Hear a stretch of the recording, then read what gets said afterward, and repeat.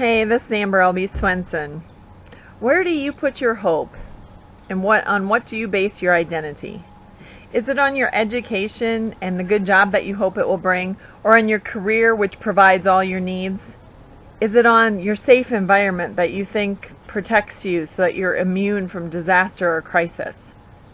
Is it on your health or your family or on your 401k?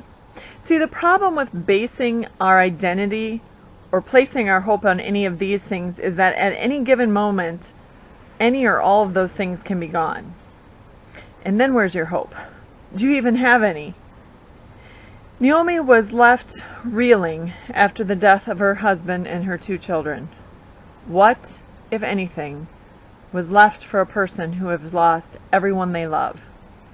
I suppose Joseph might have asked the same question, or Ishmael when he was sent away, or Jacob when he ran away. Hezekiah might have asked himself that same thing when his city was surrounded by an army much larger than he could resist. Or Daniel and his 3 friends when they were taken in the first wave of captivity. Job probably thought the same thing when he was left scraping his wounds, mourning the loss of all of his children.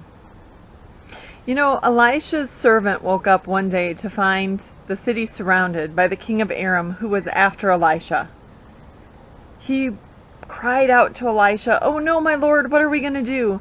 And Elisha said, "You know, those who are with us are more than those who are with them." And then Elisha prayed that his servant's eyes would be opened to see all the chariots of fire on the hillside surrounding them. Those were the chariots of God, there to defend Elisha. You see, Joseph wasn't alone when he was sold into slavery and taken to Egypt, not when he was in prison or when he was Potiphar's servant. Ishmael became a great nation. Jacob did too. Hezekiah saw the army defeated and his city saved. Daniel and his 3 friends saw God's provision time and time and time again, no matter what the crisis.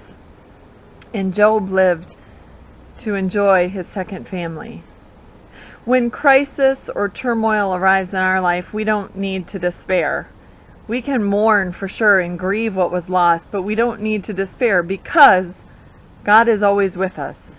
Nothing that comes into our life is a surprise to Him. Everything passes through His loving and faithful hands before it arrives in our life. Habakkuk put it this way: "Though the fig tree does not bud, and there are no grapes on the vine, though the olive crop fails, and the fields produce no food, though there are no sheep in the pens or cattle in the stalls, yet I will rejoice in my Lord. I will rejoice in God my Savior. The sovereign Lord is my strength. He makes my feet like a deer. He enables me to walk on the heights." God bless you as you look into this even further in your study of Naomi.